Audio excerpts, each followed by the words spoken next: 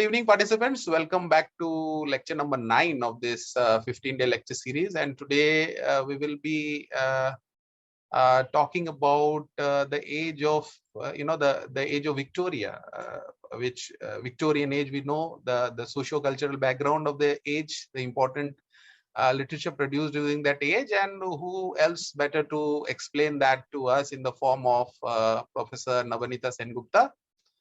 Some of you all might be aware of her. She is a very talented creative writer as well, writes a lot of poems. She's an established poet now.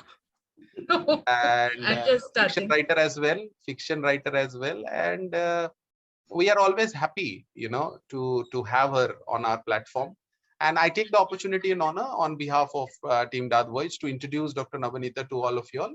She is an assistant professor of English in Kolkata, and has co-edited an anthology of critical essays, that is Understanding Displacement of Women, which is published by Routledge, and an anthology of poetic voices and visions.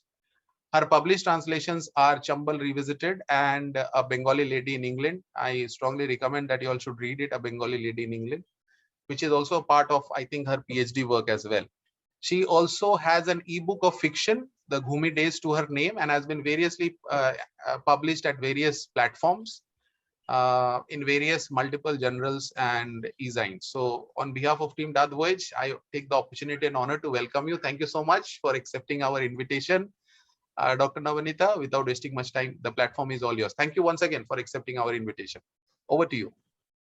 Thank you so much. It's always a pleasure to speak on this platform, and thanks a lot for that generous introduction. I don't know whether I even deserve that much or not, but thanks a lot. And it's always a pleasure to be here. A very good evening to all of you. Now, okay, I'll just, because we are already late, I'll just go into the talk, and I'll be talking about, as all of you are aware of, the age of Victoria, uncertainty, socio-cultural crisis, and literature. Now, we all know that literature actually stems from the socio-cultural perspectives, the economic perspectives, and the whatever we are living in. We can say that literature arises from the lived reality. Now, therefore, according to me, whenever we are reading a work of literature, it's important that we also keep in mind that age. Hence the title, The Age of Victoria. So, because we are not only going to look at the literature that was produced during the age of Victoria, or what we know as Victorian period, but also the sociological conditions, the cultural perspectives, the political issues that gave rise to that age, and as a result of that gave rise to that literature. So we know that the age roughly stems from 1837 to 1901. So now just to look at what this age consists of. Now, I've just in a bullet form, I have noted down certain characters, certain features which we find were a part of the Victorian England, and we find that one of the primary things that we see here was the stability of rule. This was the period when, which is popularly also known as to be the period when the British sun never set, which actually means that the British Empire was so vast, so expansive, that at some part of the world or the other in which the sprawling British Empire was there was always the sun rising because it was stretched across hemispheres. Now, with this huge consolidation of empire, it was also becoming one of the most, one of the richest countries of the world, one of the richest empires of the world, and a huge, they were very powerful also at that point of time. And Victorian period is also marked by the stability of rule. In fact, Queen Victoria was highly looked up to, not just only in England but also in the countries. In fact, just a digression, if you just look up at the I'm aware of the Bengali literature, but I'm not aware of other language writings. But if you look at the 19th century Bengali literature, you'll find that there are plenty of paeans that are written in the praise of Victoria. In fact, when she died, there were also mourning sabhas that were associated, organized in various parts of Kolkata, in which various people were, the important people were participating and talking about the Queen. So you know how I just mentioned this just to tell you about how strong the impact of Victoria was, not in her own country only, but even in the colonies. So the stability of rule was very important. Along with that, what we were also looking at was this consolidation of empire had led to the exploration of colonies. Now, with this exploration of colonies, we also find therefore the routes, the sea routes, the maps, the cartography, everything was developing. We also have at this period the religious reforms, which also led to certain rise of certain faith, conflict between faith and doubt, which becomes one of the major features of the Victorian period. Then there was also progress in terms of science and technology. Industrial development, we know, that had began in the from the post-Renaissance period was still continuing, and it is also the Industrial Revolution which had led to the beginning of colonialism, and it becomes actually the colonialism or the imperialism, as Marx had also mentioned, it becomes an inevitable product of the capitalism that was developing. And capitalism, we can say, is directly related to the industrial development. The position of church, faith and doubt, concept of morality, religious reforms, all these are kind of intertangled concepts, and we will be gradually exploring them as we move along the lecture. Then we also find a lot of economic disparity, and economic disparity in the sense there grew a new class of poors, the industrial workers, the laborers, who were, we all know, who were living in extremely impoverished conditions. The cities were almost the parts of the cities in which they lived, they did not have even proper living conditions. So and also there was the strict gender role. So these are some of the key points, though not strictly there would be more, not strictly these, but these are some of the key points which we are going to see as we proceed with the talk today. Now, what made Victoria's rule so special? Why was Victorian period so important? Because what we see here was there were no major wars, and England, you know, had always been fraught with wars. Either there had been infightings because for power to throne, or you find the always fighting with the neighboring countries. They would be sometimes they would be engaged in various kinds of wars with their neighboring countries. France and Spain, we all know the number of battles that had been there. So there was a stable government as well. So a stable government means there was no immediate threat to Victoria's rule, and also there were no internal major disgruntlement. We can't say that there were no disgruntlements. Of course there were, but they were not spilling out, they were not spilling over. Then we have the expanding of the colonies, which led, as I said, already mentioned, that it led to the emergence of England as one of the major imperial powers. And with all these things, what we have is an overall political stability and an economic growth. Now, so this becomes actually this reign of Victoria, which dominated most of the 19th century. It becomes one of the most exceptional ages in the social history of England.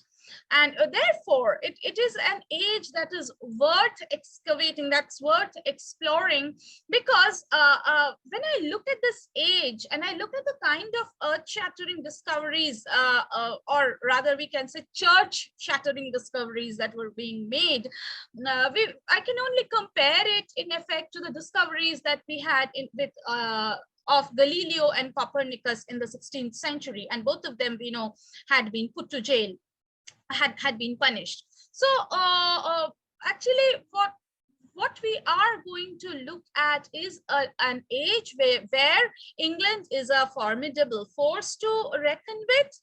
And here, what is very important is that we have a major development of various branches of science. Okay, we have various scientific discoveries that were going up, that was happening simultaneously. Also, if we look at Victorian period in terms of its positionality, in terms of its existence in the timeline of literary history, we can say that this was a period which marks the beginning of modernism.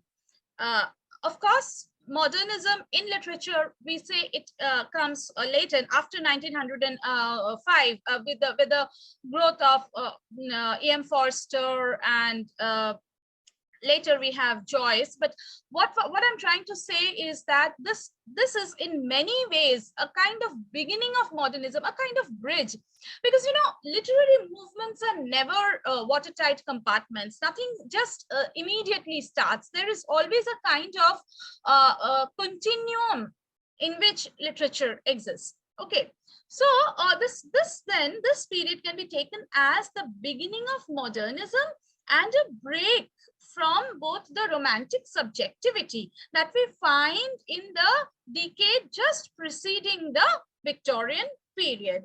So there was this romantic subjectivity just before that, and if we go even before that, we find a kind of formalistic view of literature in the neoclassical period, when literature was bound by various forms and techniques, and you cannot you're not supposed to go beyond certain rules. So you find there are certain rules, classifications, which will be defining certain literary genres. If you look at the heroic couplets of Pope, if you look at the writings of Dryden, you see that they are bound by certain laws and follow a particular format from which they are completely breaking away when we move into the Romantic period. But when we come to the Victorian period, we find that it is a reaction against both these ages, in the sense, I won't say against both these ages, but we see that Victorian literature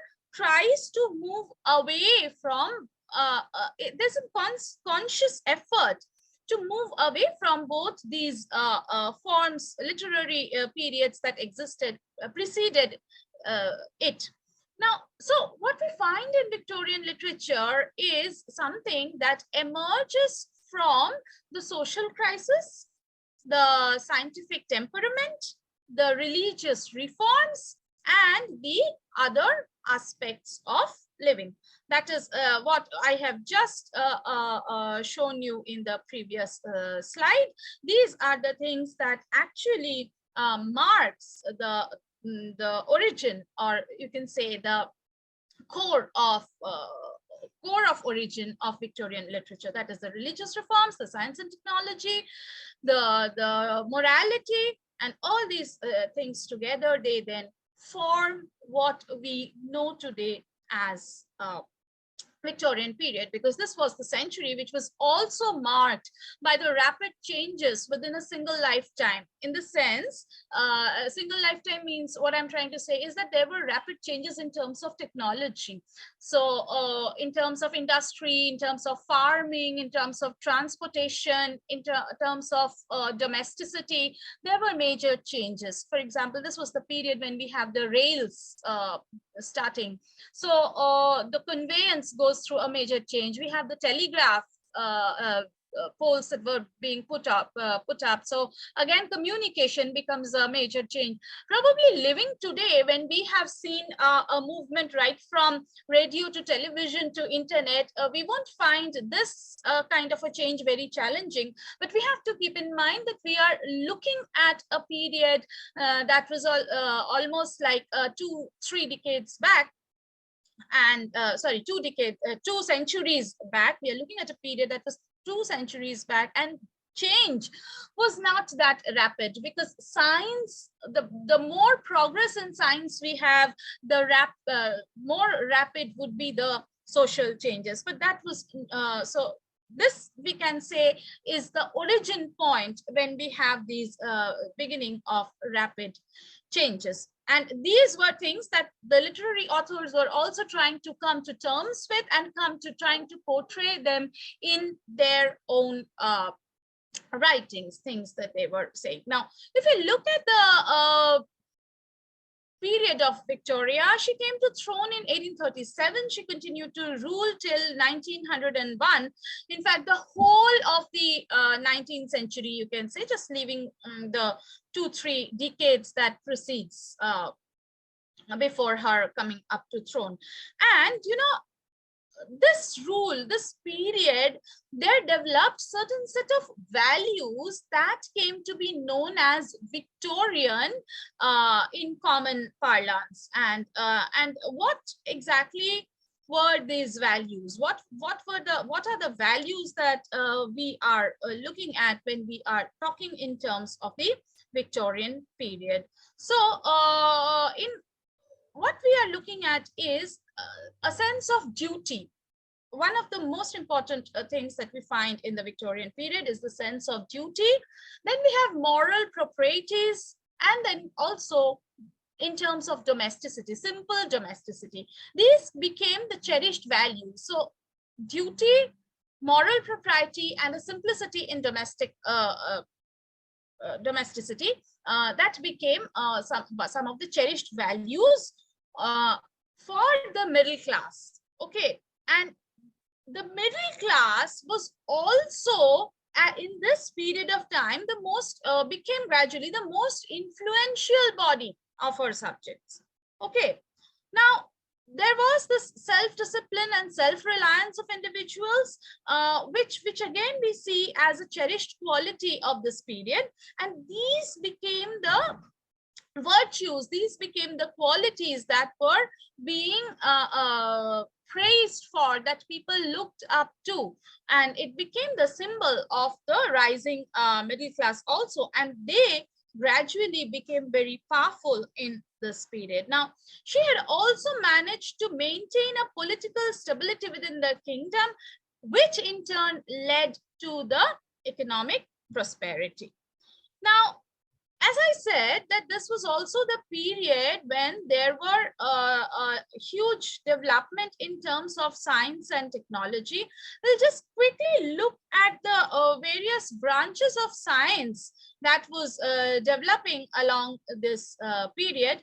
Now, the fields of science in which we have major development was paleontology, geology, zoology, biology, physiology, physics, chemistry. So these were some of the branches that we find developing. Along with that, there was a rapid interest in psychology and forensic science. At the close of the Victorian period, we find one of the most important psychoanalysts of the age, Freud, coming up with his phenomenon work, Interpretation of Dreams. So psychology, forensic science, which is also another reason why in the Victorian period, we do have a lot of detective literature coming up. So, these were some of the important branches that was being happening in this period. So, therefore, we find that there was a major development in terms of there was a major development in various fields. The fields that in which the development was, it was vast. Okay, so like all these things together were making an impact on the society. Now, see, when you have so many inputs upon the society, it is bound to make certain differences. And I'll just talk about this a bit and then go into the fact that why society, why we say this, that all these changes were bound to make an impact on the society. I'll just talk about this slide a bit and then go into that discussion.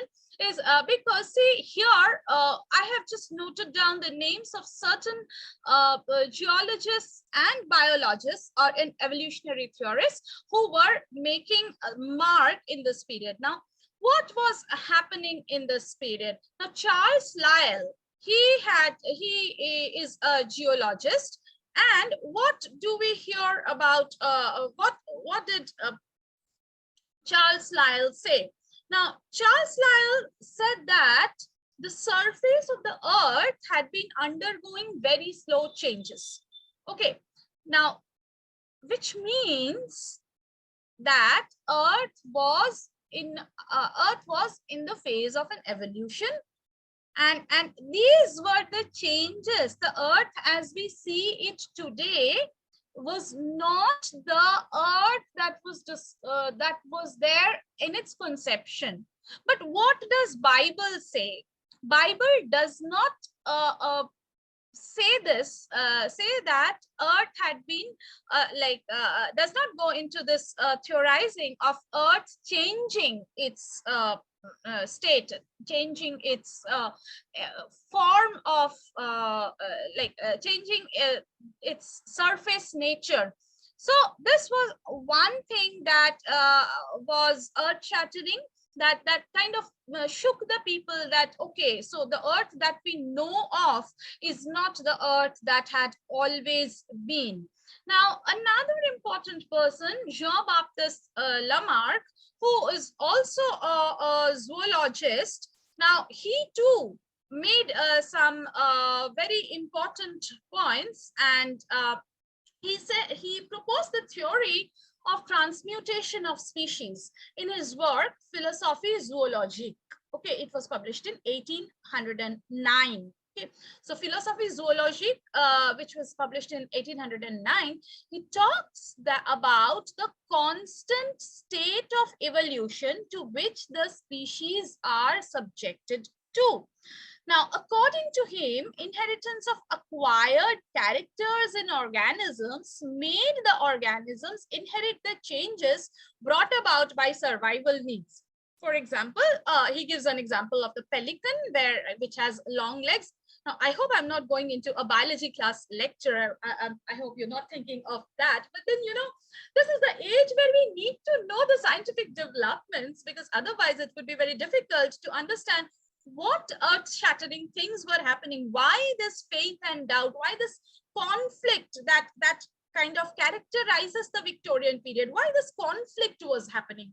So, you know, going back to what I was saying, so he said that these organisms, they had their changes happened because it was the need. They had inherited the need. The need was born out of the need to survive. Okay, so this again goes against the theory against the theology, which says that God had created these creatures. Okay, now of course Lamarck had to face a lot of criticism, and he was kind of he was made fun of. Thankfully, he was not living in the age of social media, otherwise he would have been trolled for his discoveries. But anyway, he was kind of his theories were not accepted. Okay, now upon these scientists, upon the work of these scientists like Cuvier and Linnaeus also, who's classifying according on the basis of the genus. I'm not going into that, but on the basis of these scientists, we find Charles Darwin finally coming up with his thesis. And what does Charles Darwin on the origin of species says? It's in 1859. See, we have Lamarck writing his theory, proposing his theory in 1809. In a matter of around 50 years, half a century, we have Charles Darwin coming up with the origin of species. in which he is establishing the theory of evolution as a fact. Okay, and it becomes a fact, and by 1870s, so from Lamarck to Darwin we see half a century, but by 1870s we find most of the educated European society had accepted the Darwinian theories. Okay, now so you see how the change is happening, and how it is also interesting to note the acceptability of change. When Lamarck had written in 1809, he was ridiculed. Okay, but when Darwin writes on the basis of all these theories that had happened before him, by then people are also almost familiar with these ideas coming up and etc. So by the time we come to Darwin, what we see here is there's a more acceptability. But does acceptability mean that does acceptability mean that there was no problems? That does acceptability means that they were kind of accepted without any issues? No. What had happened was they did accept because they could not deny. Okay, but this gap between acceptance and denial, what happened was it left a kind of vacuum, and religion got into a question mark. Okay, now what happens in religion? When we are looking at religion, what happens? Why do we go to religion? Religion is a place of faith for us, right? Religion is a place of we go to religion when we are in doubt. Now that place, the fact that religion was sacrosanct, that it could sort of provide you with a safe answer, provide you with something that is unchangeable, that position was lost. Okay, so there was a vacuum. Religion had lost its sacrosanct status, but science could not take religion's place because science still could not fill that vacuum of belief. Okay, hence what was happening is there was a kind of gap. Okay, there was a kind of what do we say? There was a kind of gap which sort of could not be bridged.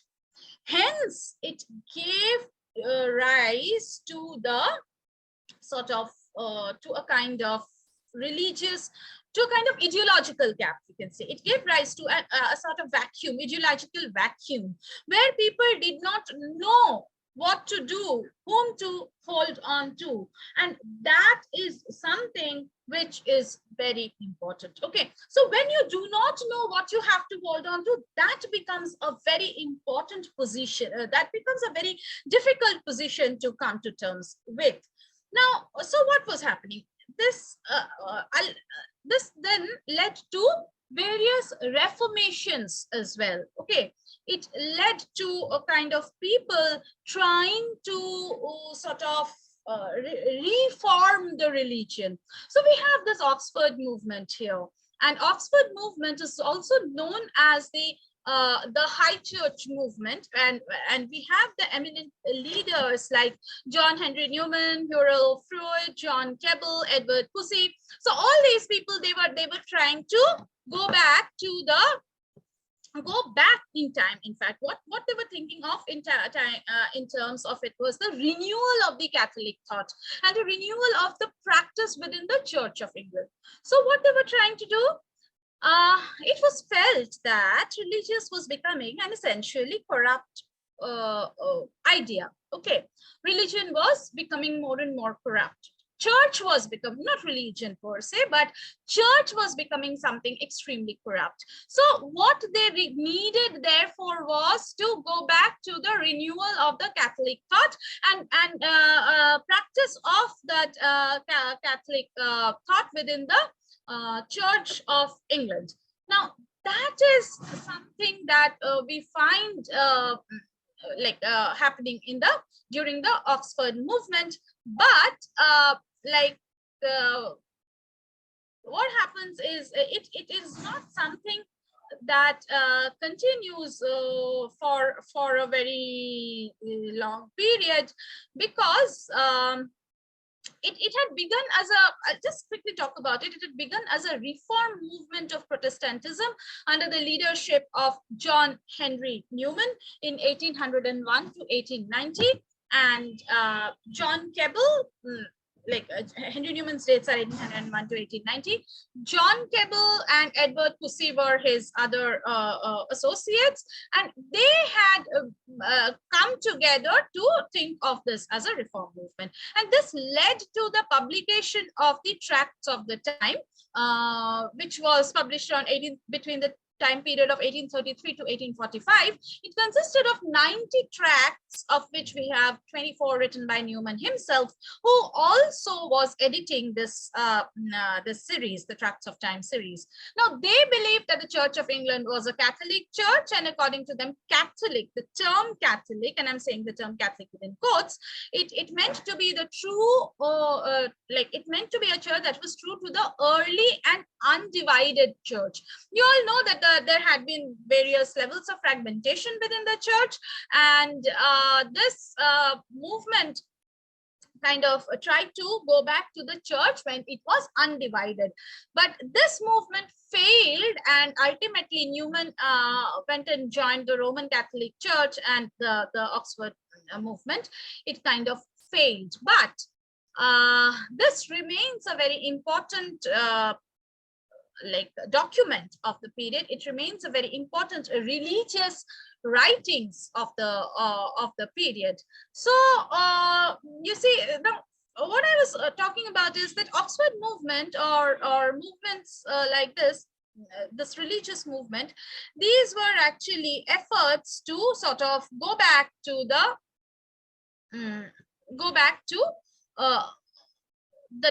place of faith, to kind of hold back to faith that they felt was gripping away from their hands. In fact, Arnold himself was Matthew Arnold, the poet Matthew Arnold, was also influenced by the Oxford movement, and we find a lot of faith and doubt coming up in Matthew Arnold's poetry.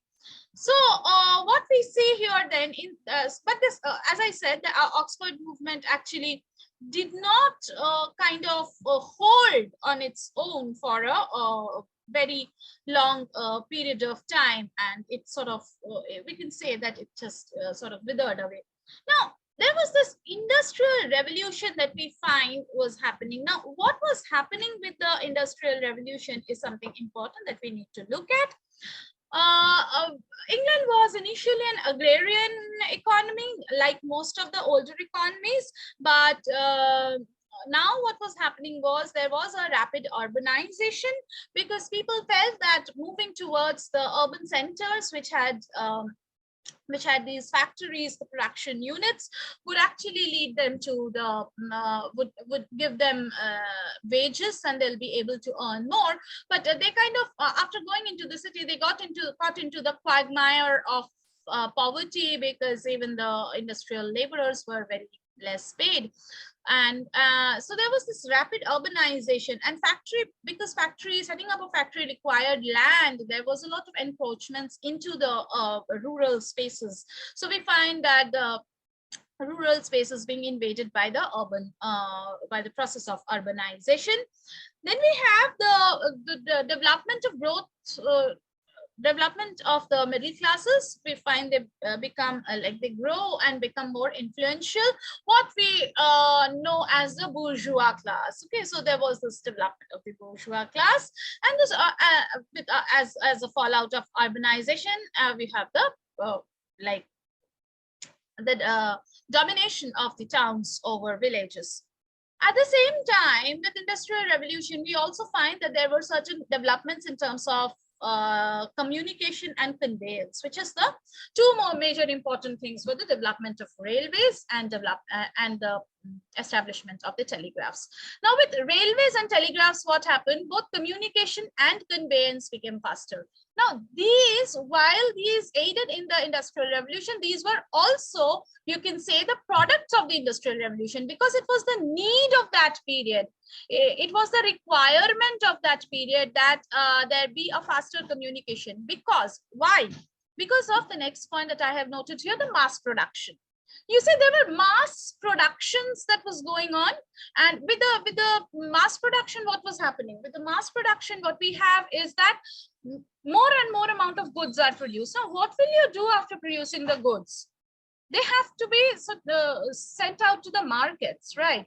And how long can you store the goods? So with a mass production, we also have, therefore, a kind of, we also have, with the mass production, we also have a sort of need for a faster conveyance. And of course, for faster conveyance, we also have the requirement for faster communication. But along with these, what happened is the mechanization of life. What we are now complaining of, you'll hear people widespread as this complaint that life is becoming more and more mechanical.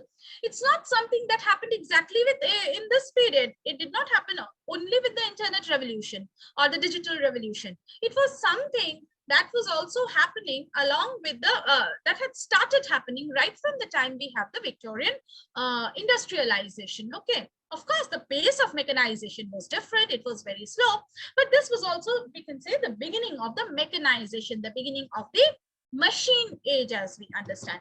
You know, what happens is actually, what happens is, you know, there is, when if we go to the pre-industrial mode of production, then a good was produced by like an individual was involved in the production of something, okay? So it was a handmade thing, so there would be an idea, a creativity, a thought going behind the production, even it be something as mundane as maybe utensil or whatever, something from the daily life, but that would be something that you require a particular skill to. With the Industrial Revolution, what you have is the compartmentalization of duties. That means if you are making a bottle, somebody would be like feeding the raw materials, somebody would be, the machine would be producing. When the produced bottle goes out of the machine, somebody would be corking the bottle.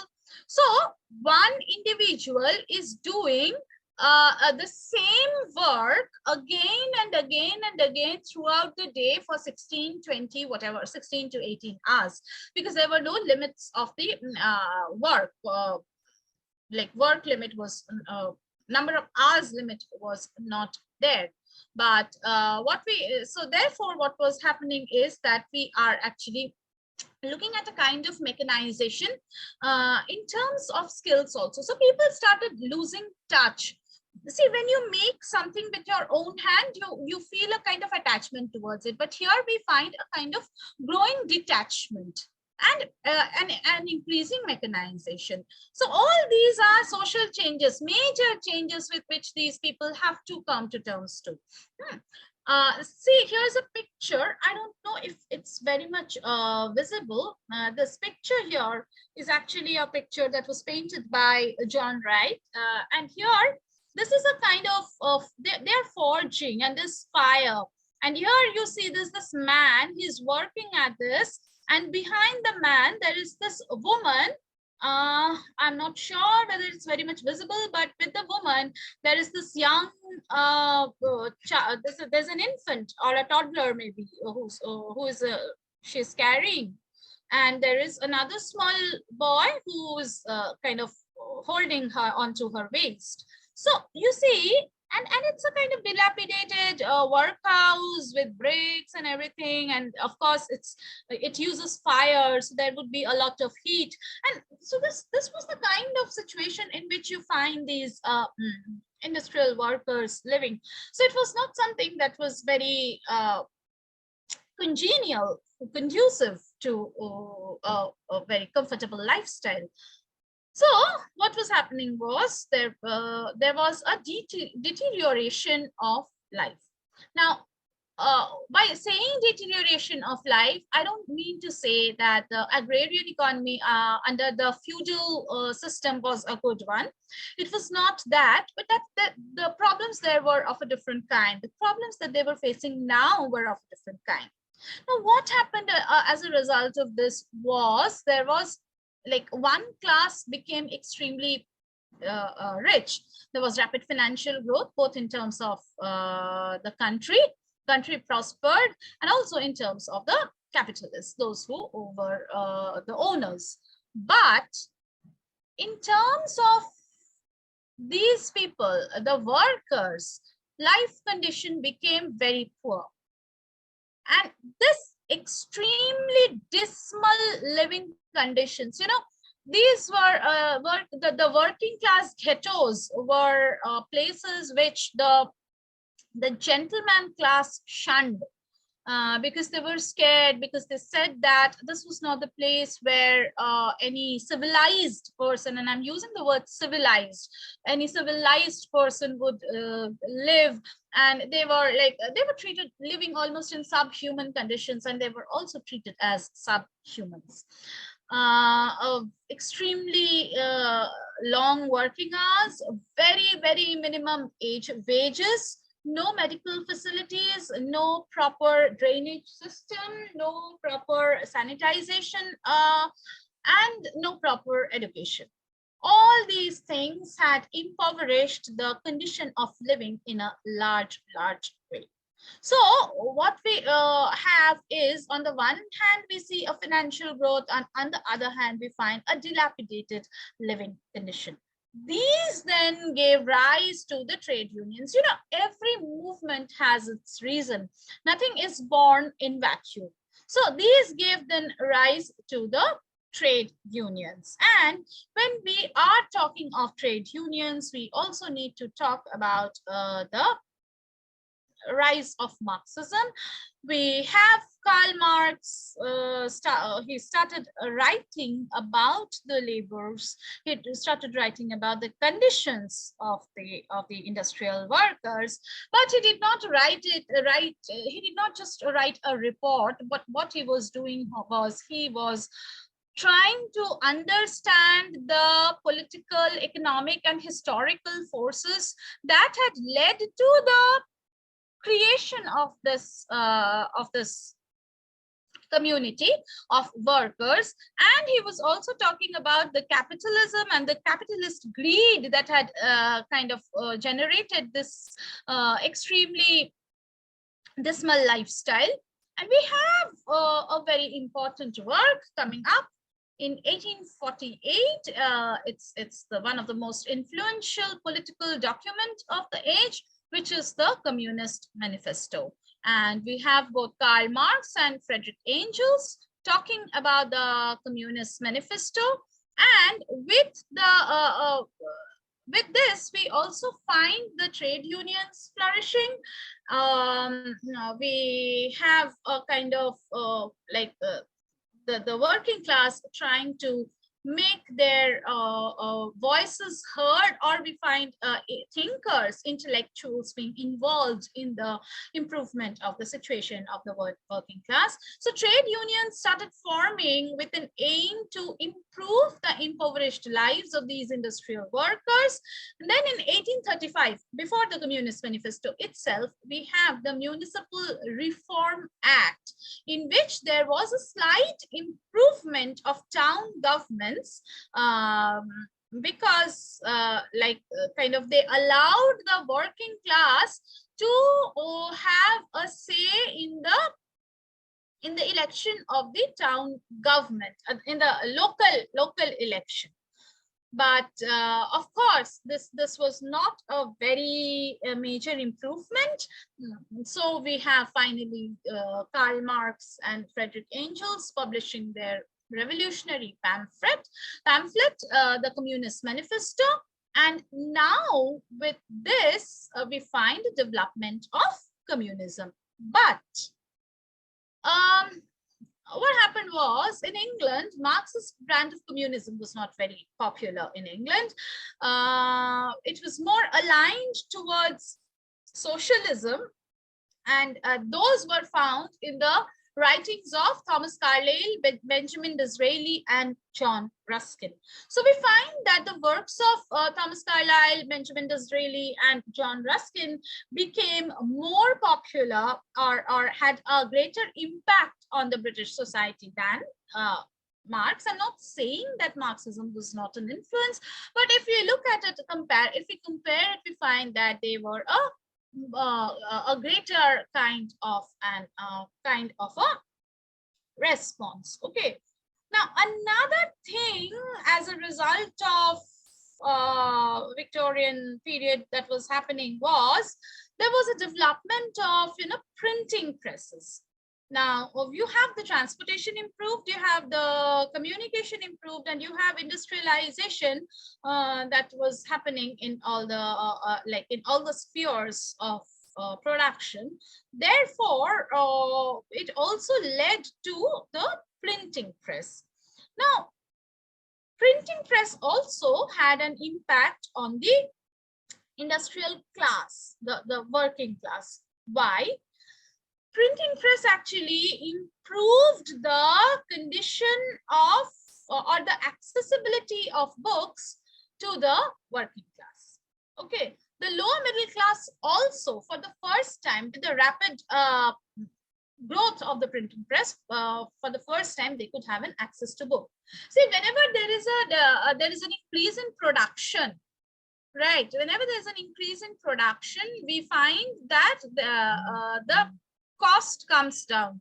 It was the same thing that was happening. There was an increased production, therefore the cost of the books were coming down, because before the printing press became as easy as it were, before the printing presses became so many in number, books were very rare to find, and therefore the sources of education was also very limited.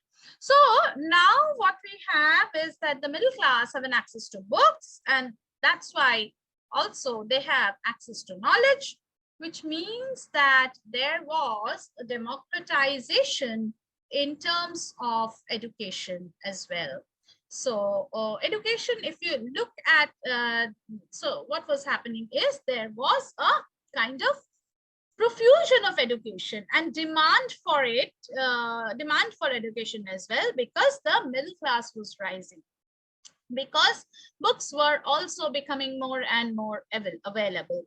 Now, but that did not mean that all the sections of the society were receiving education in an equal manner. That was not the case. Now, that is never the case. That had never been the case in society. Even if we look at the society today, you find that there is a disparity in terms of the education, dissemination of education. So what we have here is that there was a profusion of education, but at the same time, the quality varied, the quality varied according to the social and economic position of the person who was gaining the education. So the rich, they were sending their children to the public schools. Now, these public schools were very expensive places where these rich would be sending their children. And it was a kind of a place of luxury, and they also had access to an elite kind of a knowledge. Now, so the rich would either send their children to the public schools, or they would be keeping governesses at home in order to educate their children. And but that was only at the initial level, and at the higher level they will be going to elite institutions like Oxford University and places like that. So the elites, they had a different kind of an education. For the working class, of course, the education that was provided was a very different kind, and there was this much later we had these red brick universities coming up, but that's much later, wherein the working class people or people who did not belong to the elite section of the society could also go and gain their education, but that comes much later. But what we have on the positive note is that there was at least access to some kind of education. Now, but women's education was again something that was not that was not very much encouraged. It's ironical because Victoria, who was at the throne at that time, was a woman. So it's kind of it was thought of, or it was sort of it should have been that she would have encouraged more women, more of women's education or women's freedom. But we find that there is a lot of rigidity, conservatism in the Victorian period when we come to the women's conditions. Okay, so women's education was not very much kind of encouraged, but at the same time, this was also the period when women started demanding for education. So there were these girls' schools were coming up. A number of girls' schools were set up. Of course, they were not subjects like maths and science. They were not encouraged. They were given education which would help them to be good wives or to be the proper angel in house, which also is a Victorian phrase, which meant that the women were supposed to stay in the house. Women were not supposed to step out of the house much. So we find a kind of dichotomy in terms of the women's education, but this was the time where also the superstitions around the girls' education started floating, that too much of, and these were all hilarious kind of superstitions, that too much of education would reduce their reproductive capabilities. And interestingly, I don't know whether there's a connection between the British British line of thought and the Bengal line of thought there, but then interestingly, in the 19th century, Bengal too, it was considered that if a girl studies too much, either she would either her ovary would shrunk to the size of a pea, she will not be able to reproduce, or she would become an early widow. So you see that there are, I find it very interesting, the kind of parallels that we find in the British India and British 19th century Britain and 19th century India. So maybe because of the close contact of the due to colonialism that was happening. Okay, so anyway, coming back to what I was talking about. So girls were, the kind of education that the girls were given was to train them to be proper wives who could be the angels in the house, and who could also be a companion to their husbands. Okay. But like, though they tried, the general intention was to give the girls only that much of education that will sort of make them educated, make them a proper companion for their husbands, but not let them think independently. But unfortunately, it's not something that happens like that, because once policy starts, it has its own consequences. It takes its own momentum. So this was also the period when we kind of have the women's suffragette movement, where women start demanding their rights and want to take up more responsibilities. But I'll go to that in a while. I'll just talk about this slide a bit, that the kind of schools that was existing in that period through secondary education.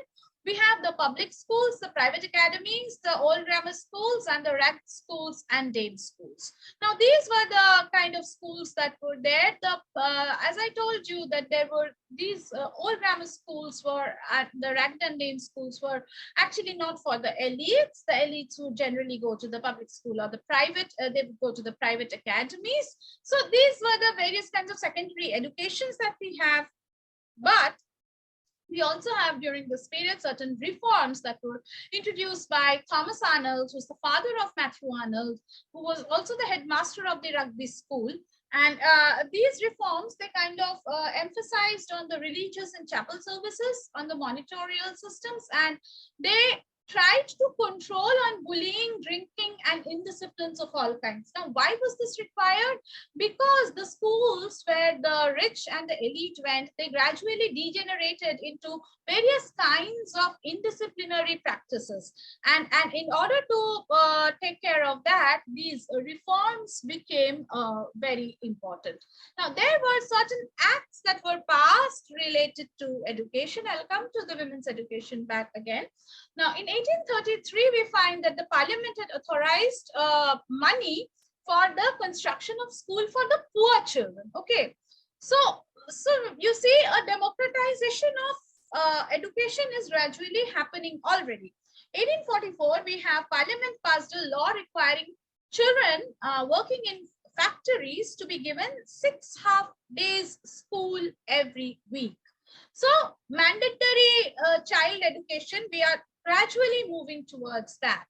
Now, then we have another act that set up schools to provide primary education in these areas where provisions were not adequate.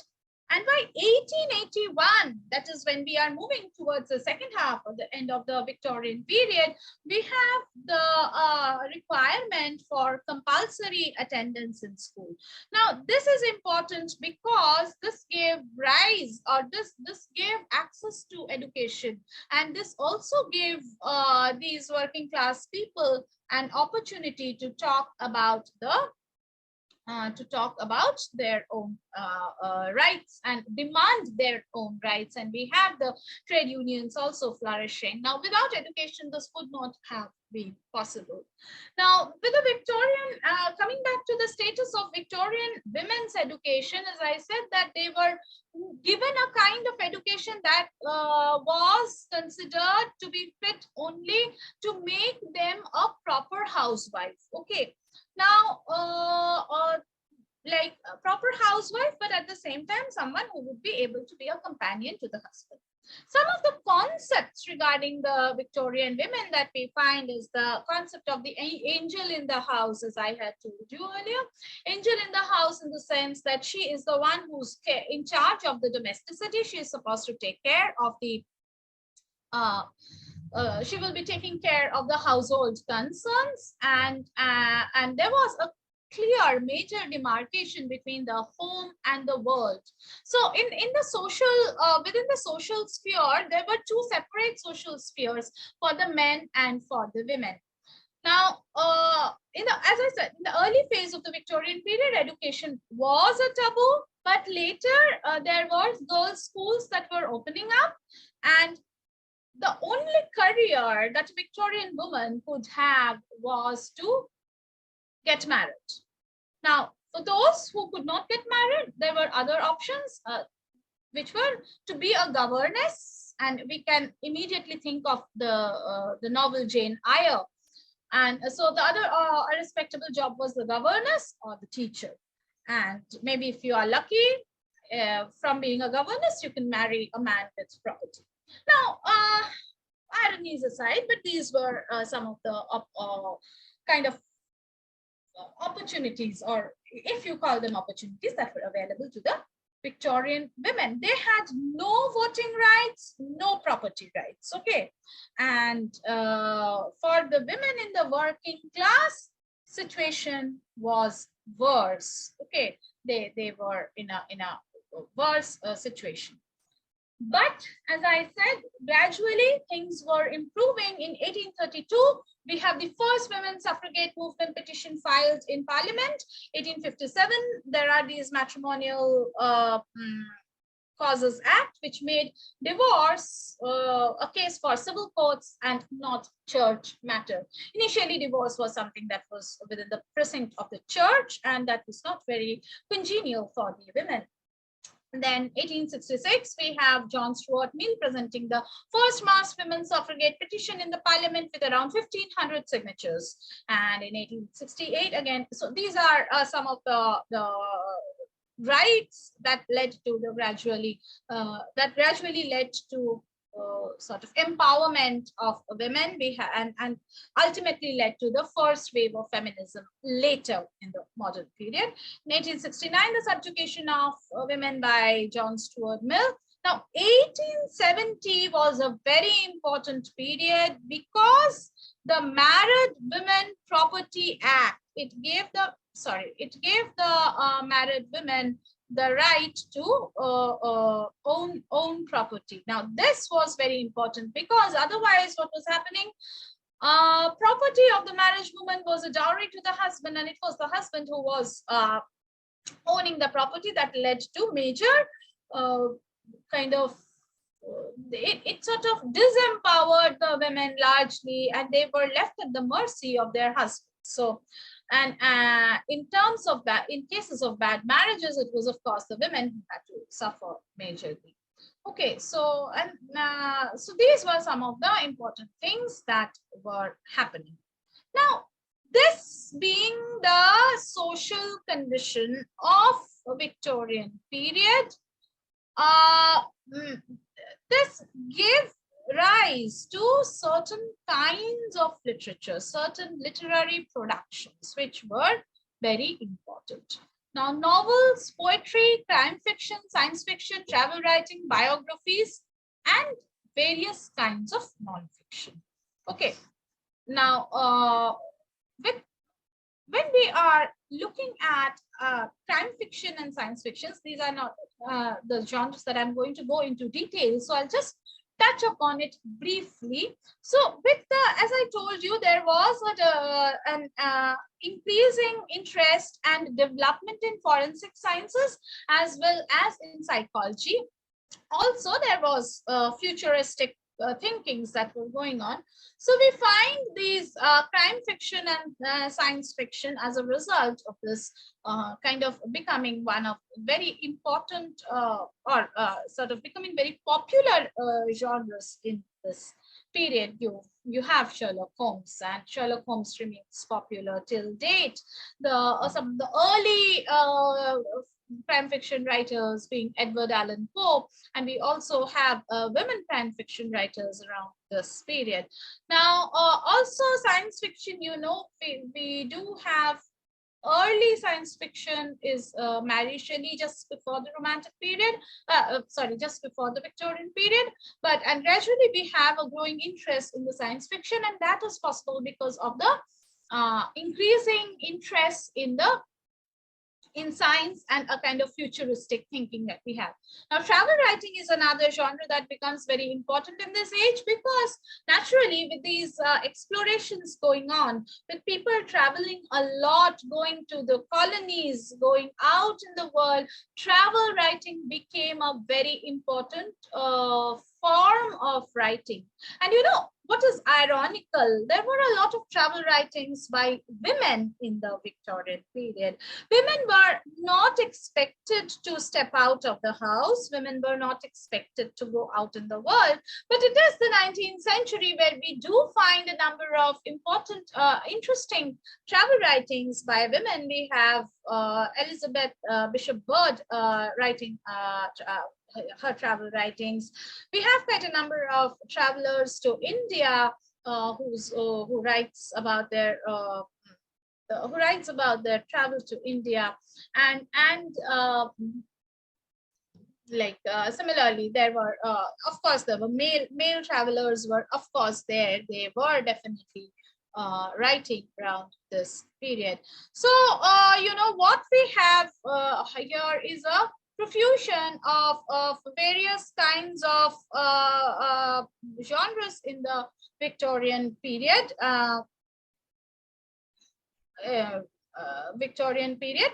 And of course, the major genres remains the ones of novels and poetry, and of course the non-fictions. Now, I'll just quickly talk about the non-fiction first, and we have Thomas Babington Macaulay, who was talking about the laissez-faire and utilitarian philosophy and the middle-class Victorian liberalism, because he was looking at the material progress of the English that was made through industrial revolution and colonialism. Okay. So Babington actually was a follower of Adam Smith, and he believed in the utilitarian philosophy. And with that, and he was also writing about the history of England from the accession of James II. So he started writing about the history of England from that period, and it is a 5 volumes, but it's unfinished. He could not complete his work. Then we have Thomas Carlyle. He wrote an autobiography, and which is known as Sartor Resartus. It was disguised as life and opinion of a German professor, but it was actually his autobiography. Some other important work that he wrote were on French Revolution, and he was highly influenced by the German transcendentalism. We do have John Stuart Mill. I already talked to you about the subjection of women, and he was also very vocal, and he wrote about the liberty and thoughts on parliamentary reform. And then we have John Ruskin. He wrote about those. He was writing about the painters and 7 lamps of architecture, stones of Venice. So these were some of the very important prose writings that were going on. And of course, another important part was the literary criticism. Okay, so we have Matthew Arnold, and he wrote a lot about literary criticism, linking literary criticism with the criticism of societies, that is social criticism. And he talked about the ugliness of the Victorian middle class England in his Culture and Anarchy, in Literature and Dogma. And what he tries to talk about, we find a kind of nostalgic yearning in Arnold for the age that has gone by, for the elite, for the age of elitism that was past. But of course, it's not something that he is discounting. It's something that he kind of accepts as inevitable. This change in the social change is something that he accepts as inevitable. Now, one of the major literary genres that we find in the Victorian period is that of the poetry. Now, what the Victorian literature per se was trying to do is there is often this criticism against the literature of the Victorian period, that they were trying to break away from the past. But they were trying to, it's said that they were trying to break away from the subjectivity of the Romantic poets or the social realism, the subjectivity of the Romantic poets, and were trying to look at the social realism of the Victorian reality. But in spite of that, we do find that there is a lot of influence of the Romantics on the Victorians as well. For example, we find a huge influence of Keats in Browning's poetry, or we find the influence of Shelley in Tennyson. You cannot deny the influences. So what we find is the literature of, the best way to sum up literature of Victorian period would be to say that it was closely intertwined with the society. Now, when we are talking about the literature of the Victorian poets, the first name that comes to mind is Alfred Tennyson, who is probably the most prolific voice of this period, and he was also the poet laureate later. After Wordsworth died in 1850, and he had remained the poet laureate for the next 40 years. Now, his poems were characteristics of his age, but he does not deny the influence of the earlier poets on his work. And one of the very important influence in Tennyson that we find was Browning. And so we find that Tennyson is sort of very much continuing as well as molding, changing according to the changing sensibilities of the society. Now, his poetic skills were honed primarily in the Trinity College, Cambridge, where he also developed a very deep friendship with Arthur Henry Hallam, who was his fellow apostle at the Cambridge. And there only he came in touch with other important literary figures of his age. Now, we all know that it was Hallam's death in 1833 which devastated the poet, and it kind of provoked him. It sort of pushed him into writing for his magnum opus, the In Memoriam, which he took 17 years of grief to write. Now, In Memoriam is not a kind of exposition of his personal belief. No, In Memoriam steps out of that. It transcends the personal belief to become the kind of general the contemporary times, to be a representative of the contemporary times, the contemporary society, and reflects the general mood. We find the moral and religious conflicts, the doubts and fear. There's love, there's hope, there's despair. All these together make this poem something a very important work of the Victorian period. Now, apart from In Memoriam, which of course remains one of his finest work, we have some, he also published some very important volumes of poetry, and some of the poems that I've just randomly listed these poems here, and I'm sure all of you are aware of these names, but one of the things that I just wanted to focus by listing these names here is his use of myth and his use of mythology, his use of fables, and using that structure, using the mythical structure to communicate his times.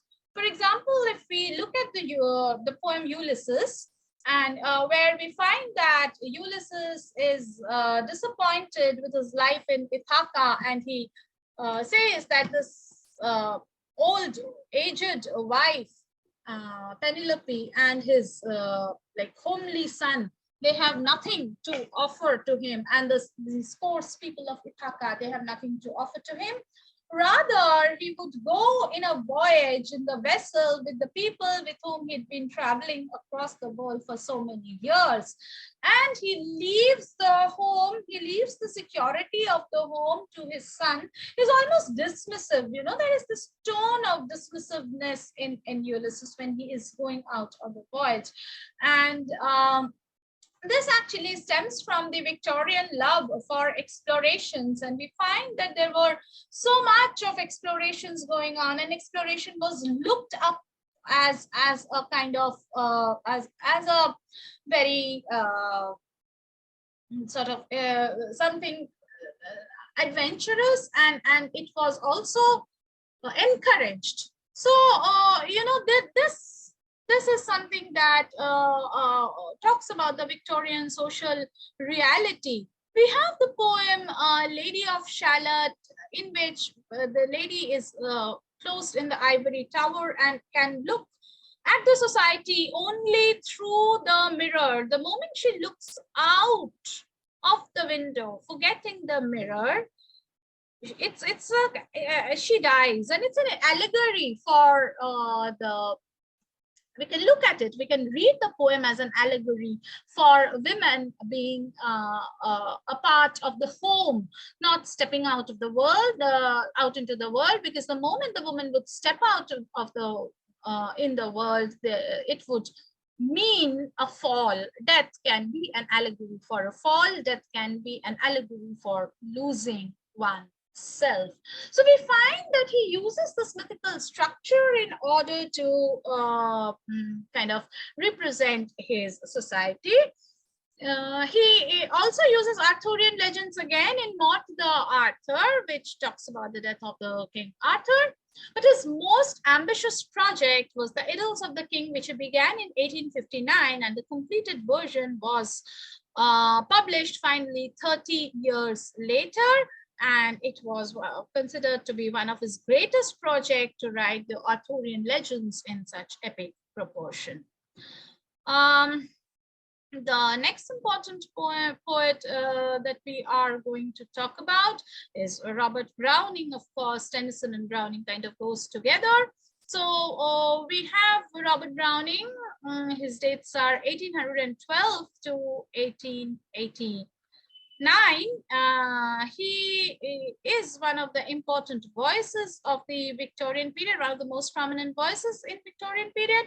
And whenever we are talking of Robert Browning, we cannot but help and talk about the dramatic monologue and the psychological explorations of the subject's mind. If you remember, at the beginning of my talk, I had talked about a deep interest in psychology that was a part of the Victorian consciousness or Victorian knowledge at that period of time. And we find Robert Browning being interested in the psychological explorations of his subject's mind. And actually, he uses that. He uses this in his poems, and particularly in the dramatic monologues that he wrote. Now, the dramatic monologue itself reached a kind of new height with Browning, because we find always there is an, as is the nature of dramatic monologue, we find that there is an implied listener to whom the narrator is talking about, and he's always bringing out a personality, a trait, a moment in time, an aspect of history. Now, Browning's interest in the Renaissance, and particularly in Italy of that period, you know, he was very much interested in the Italy of the Renaissance, of the Renaissance period, is very much evident in the kind of subject that he chooses. Okay. He is evoking certain points of views. He is trying to also, through the use of this, he is also trying to evoke the true spirit of his age. Now, if we look at the poem Bishop Orders His Tomb, which is also been praised by John Ruskin as the most representative of the Renaissance spirit, we find that the bishop who's dying, he talks about the tomb that should be there after his death. Now, there is also an element of irony, and we find that Browning is extremely ironical. He can be very ironical if he chooses to. So what are bishops supposed to be? Bishops are supposed to renounce the world, and they are supposed to be sort of people who are not very much who would very much care for the worldly things. And here we have a bishop on his deathbed, and he is kind of talking about the tombs and the luxury of the tomb, the extravaganza is mind-blowing that he is talking about. Now, not only that, another interesting aspect of Browning's poems is actually his interest in the uncanny and the darkness of the human souls. One of the finest example of his interest in the uncanny and his interest in the darkness of the human souls would be the Porphyra's Lover, the poem Porphyra's Lover. I'm sure all of us are familiar with Porphyra's Lovers, and of course, My Last Duchess, where we see that in Porphyra's Lover, we see that the lover is waiting for his lady love to come, and he because the lady love belongs to a more established more established class in the society, he's sure that she will not become his own. So when she comes, and it's a windy night, it's raining, so when she comes, he just he is happy to see her, and when she puts her head upon her shoulder, what he does is he just twines her tresses around her neck and kills her.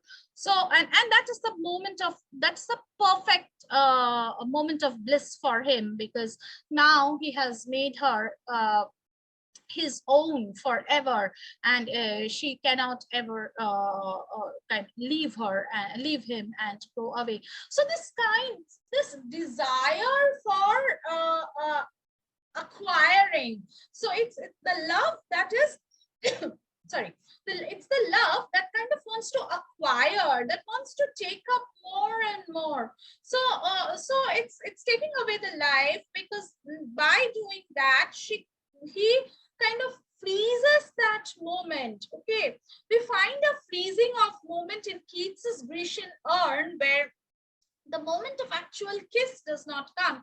Here we find that by killing the beloved, he is freezing that moment. He is making it his own. And so the dark and the uncanny nature, the desire to own the other.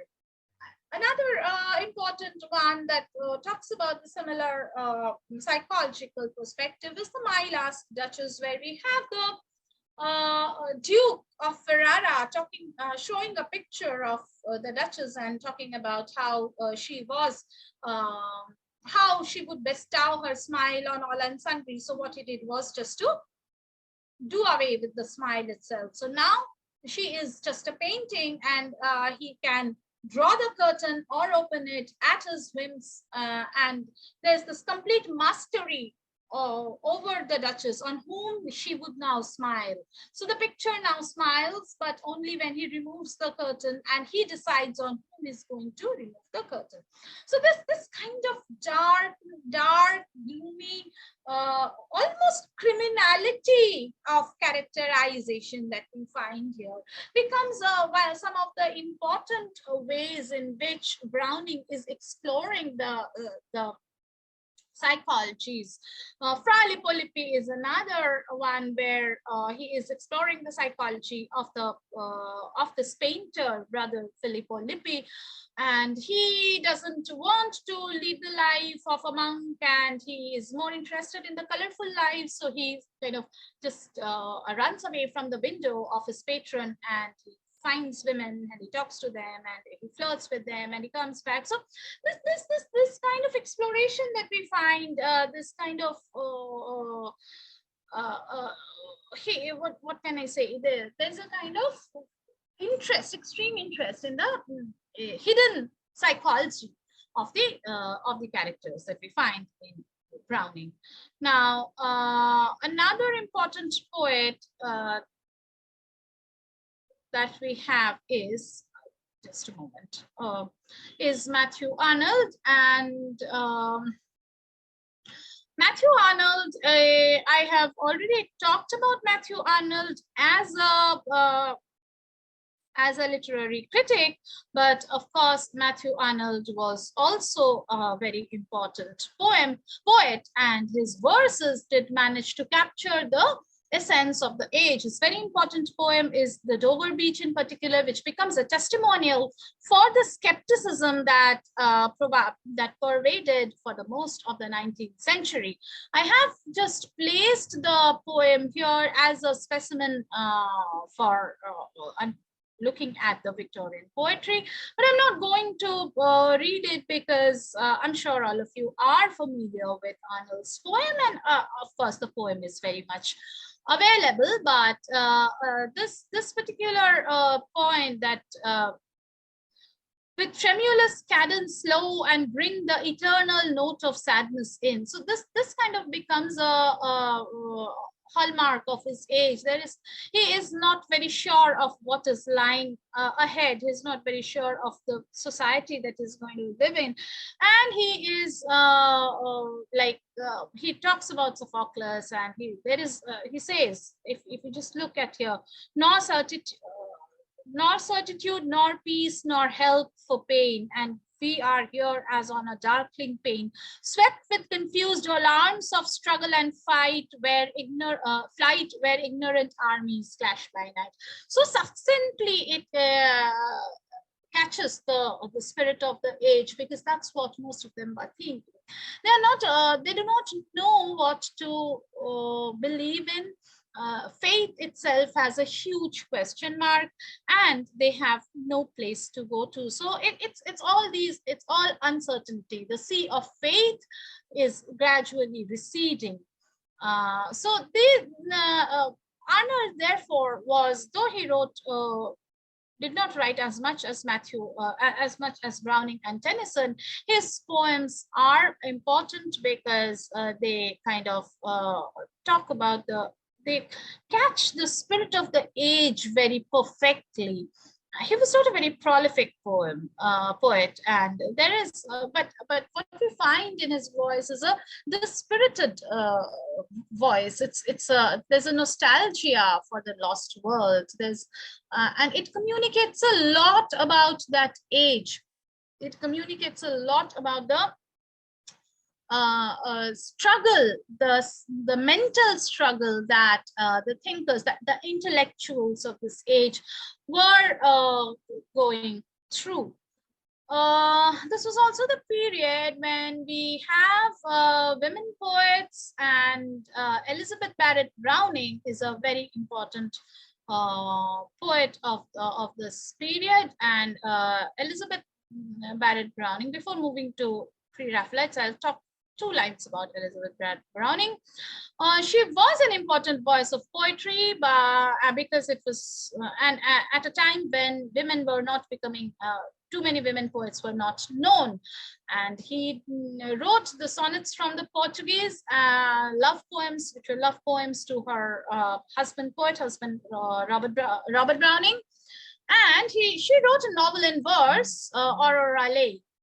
She was also influenced by Mary Wollstonecraft's Vindication of Rights, and she was a champion of education among women. And it was a time when she was writing at a time when women's poetry was looked down upon. They were not considered to be something very important, something very deep. They were considered to be trivial pursuits, and but she did continue to write. She continuously experimented with forms, and she also wrote a collection of religious poems as well.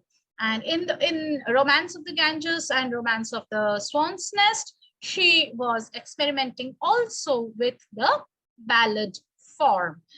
Though she did not receive much acknowledgement during her times, we do have her as an important poet. Another important poet that we just would mention was Gerard Manley Hopkins. Hopkins was influenced by the Oxford movement. He was a religious poet, and later, though he was influenced by Oxford movement, he later joined the Jesuits, one of the most orthodox forms of Catholics. And he embarked on a life of obedience and discipline and unquestioned devotion. Now, his poetry was not published during his lifetime. They were published posthumously. Probably it had something to do with the religious order that he had taken up. And he was a religious poet, and he had actually burnt all his previous poems. He did not keep them because of something. But later, 7 years later, when 5 Franciscan nuns were drowned, he wrote Jewschland. He wrote the poem Jewschland, and that made him start writing again. And he used a very difficult and unusual form of rhythm called the strung rhythm, which was not very easy to read, and that's why his poems did not become very popular during his periods, during when it was published. His terrible sonnets are the best examples of his power of expression when he evoked the experiences of dark nights of the soul. So he talks about the conflicts of the soul, the conflicts that a devout faces, and how, and he finds an evocation for those in the poetry. Okay, now, so he was therefore, but he was actually bringing a new tradition of poem, which was different from poetry, which was different from that of those of Tennyson and Browning. Now, another parallel movement that we have was the Pre-Raphaelites. Those were a group of young British painters who came together in 1848 in reaction to what they considered to be unimaginative and artificial historical painting of the Royal Academy. And they tried to express a new kind of seriousness and sincerity, but they were not acknowledged. I mean, they were criticized a lot during their lifetime. They also wrote poems which was in they also wrote poems which was actually in the form of keeping in the tradition of their in keeping with the tradition of their own ideas of just keeping in tradition with the idea of their poetry. Oh, what's happening? And just a moment. Sorry, the slide is actually, yeah. Sorry. Yeah. So they were inspired by the Italian art of 14th and 15th century, and the adaptation of the name Pre-Raphaelite actually expressed their admiration for what they saw as direct and uncomplicated depiction of nature that you find in the Italian painting before the High Renaissance took over, particularly during the period before that of the Raphael. Now, they had a lot of classical influence on art and literature, and they were popularized. So they kind of rejected the classical influence that was popularized by Joshua Reynolds. And as I said, they were embracing the medievalism and realism, and they turned to the medieval paintings as it existed before Raphael. Now, best of the Pre-Raphaelite poetry, this poetry also stems from that same ideological perspective. It can be found in their magazine Germ. There are only 4 issues. The magazine only survived for 4 issues, and but this also contains the best of the Pre-Raphaelite poetry. It had set the tone of the movement. Initial poems of D.G. Rossetti, it was published in this magazine along with the work of other members. Now, D.G. Rossetti had published a translation of the early Italian poets, which were later rearranged and published again as Dante and his Circle. His first volume of poetry was published in 1870, D.G. Rossetti's, and then we have another volume, Ballads and Sonnets, which were published later in 1881. Another important Pre-Raphaelite poet was William Morris. And then we also have Christina Rossetti, who was a supporter of and a critic of the Pre-Raphaelite Brotherhood. So we have these poets who were bringing in a different kind of life in the Victorian poetry, because they were expressive of the physicality. In their poem, they had also been criticized as the fleshly school of poetry by the contemporaries. So, so this was what we were. This is what we find in terms of the poetry. Now, if we look at the Victorian novelists, novel becomes one of the most important genres of the Victorian period, because this gave them a wide canvas and allowed them to talk about the social realism, the scholar, the Victorian Revolution, the Industrial Revolution, the utilitarianism that was a spring out of the Industrial Revolution, etc., etc. They also talked about the women's movement, the education of women, as we would see in the novels of George Eliot as well. So when we look at the Victorian novelists, we have Charles Dickens. Charles Dickens is talking about the working class people. He has himself lived that life. So what he writes about has a kind of honesty and integrity. And we get to see the life of the working class for the first time represented in literature. We all know of his important novels. Oliver Twist talks about the orphan Oliver Twist, who is leading a miserable life in an orphanage and later falls into the hands of the gangs of thieves, Fagin and his gang of crooks, Fagin and his band of boys. And from there, he is ultimately rescued and he finds a home for his own self. David Copperfield too is the story of an orphan, and both these novels, they are criticizing the institutions of the Victorian period, the school, the orphanage, the family setup, the working class structure, and the way these people were exploited. Hard Times and Ambience, and once again talk directly about the Industrial Revolution and its fallouts. William Makepeace Thackeray, he brought out the social pretensions and preoccupation with the snob, because we do find a lot of snobbery in the Victorian period as well. Vanity Fair is one of the huge novel that have been often the novels which sort of can be classified as the loose baggy monster, quote unquote. And Vanity Fair talks about the journey of a girl and how she wants to use her wits. She's ambitious. She does not have the means. She neither has money nor has family, but she is extremely ambitious. And it talks about her goals, about her journey. Though ultimately we do not find Thackeray sympathizing with his protagonist Becky Sharp, but we do see in Becky Sharp the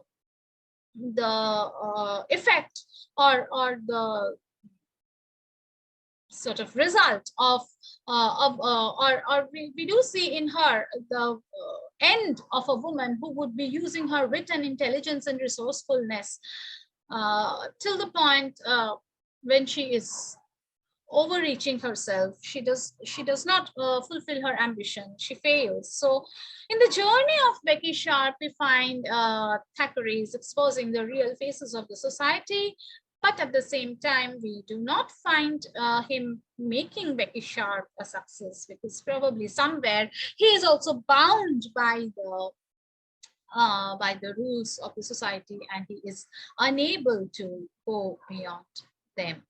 Right. So that is so we find these novelists around the Victorian period. If we move to the women novelists of the Victorian period, we have Emily Bronte, Charlotte Bronte, and of course George Eliot. The Bronte sisters were an important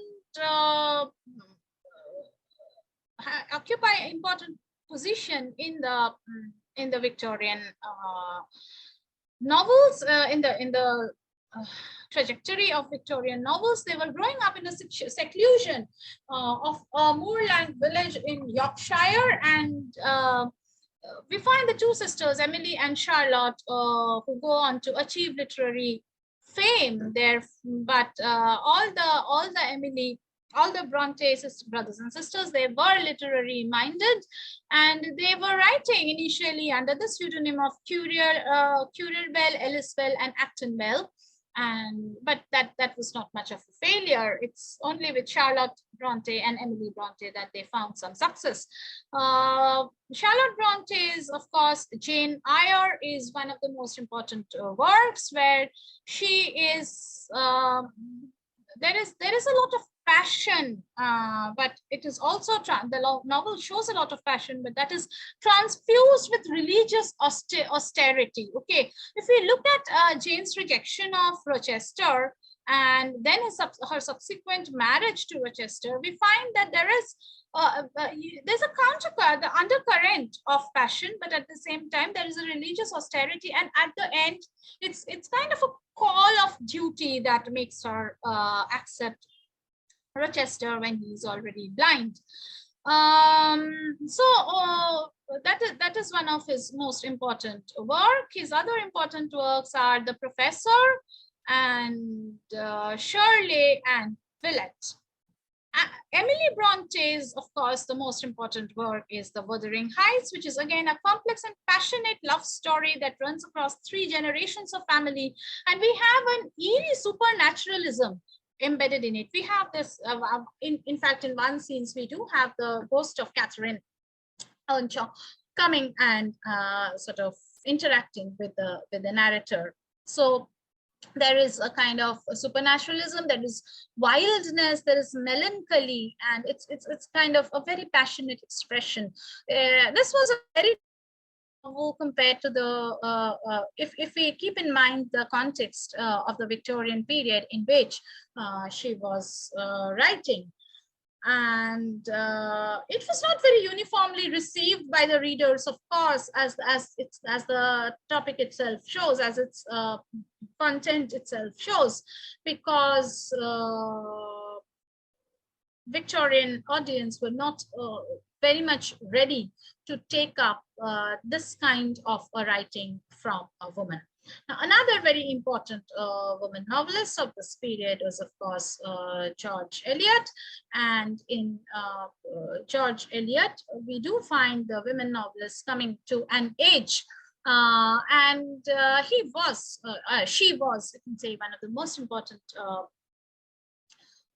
women novelists of this period. She talks about the provincial England, and she is depicting the provincial England, which is, and her novels are known for their realism and for their psychological insight.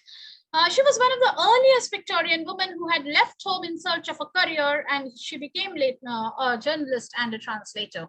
In a society in which women were expected to behave in a particular manner, George Eliot was a complete misfit. She went on to break a number of taboos, and there were numerous allegations against her, accusations of moral vicissitudes, and that she was not fit for the society, that she was a bad example, etc., etc. But then she did firmly establish herself in the literary scenario of the 19th century England. She made her debut with the novel Adam Bede, but the most important work that brought her recognition was The Mill on the Floss in 1860, in which she explores the complexities of the characters. And it is also in many sense an autobiographical novel. If we look at the characterization of the brother and sister, Maggie Tulliver and John Tulliver, and we see the kind of deprivations that Maggie had to go through in spite of being a more talented one between the two siblings. So that's a kind of her own story as well. The other important work that we have of George Eliot is Silas Marner.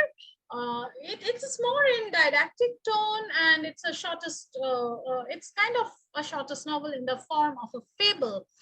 Another very important work that she wrote was Middlemarch. It's considered to be her masterpiece, and she talks about the moral situations and how she talks about the protagonist, Dorothea, whose marriage to Will Ladislaw comes under a lot of criticism. Other important work that we have of George Eliot are Romola and Daniel Deronda. So these are some of the very important novelists of the Victorian period that we have. Another important novelist which we must talk about is Thomas Hardy. His novels are I am talking about him after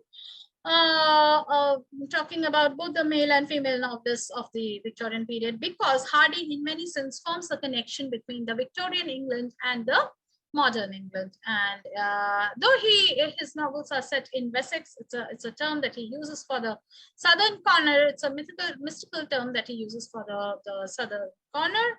We find that Hardy is kind of talking about the Victorian period, but in many sense he is also the looking towards the modern period.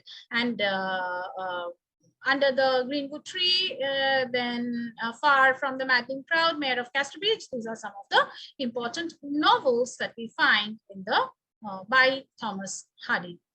And I have already talked a bit about the Victorian prose, and I have also talked about the Victorian detective writing. There's no more time also to go into details for each of the genres, so I'll just wind up the lecture by saying that also there was the drama that was developing in this period, and we have Oscar Wilde 1854 to 1900, and along with Oscar Wilde, we have Henry Arthur Jones, Arthur Wing Pinero, and W.S. Gilbert, who are writing around this period. And Oscar Wilde is, of course, goes on to be the most remembered name of the 19th century drama, but drama was not a genre. That was the best of the Victorian period. In fact, we can say that novels and poetry were the best of the Victorian period, because these were the two genres that could best bring out the social realism, which Victorian period was mostly famous for.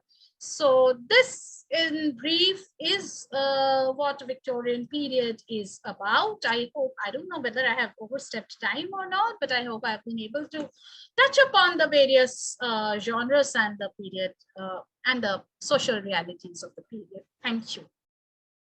Thank you, Dr. Nabanita, for speaking in details and analyzing the various facets of the social political events that happened during this period, which I feel is very, very important considering this age, the socio-political background of this age, and a detailed analysis of many writers and their works. Of course, due to the paucity of time as well, at length it could not be discussed, but whatever you have discussed, I'm sure has been a value addition to our participants today. And what I appreciated most is the background, the socio-political background in length that you discussed. I'm sure that would help our participants. As you know, we have a heterogeneous group ranging from graduation to associate professors. So thank you very much on behalf of Team DAATH Voyage. Due to paucity of time, I will just put forward one or two questions. I think one is a very common question, I think, but as I told you, there is heterogeneity in the group. So right. Ghanishta Verma, Ghanishta basically asks that there are many orphan characters in Dickens. What can be the possible reason behind this? Does that something has to do with the age as well?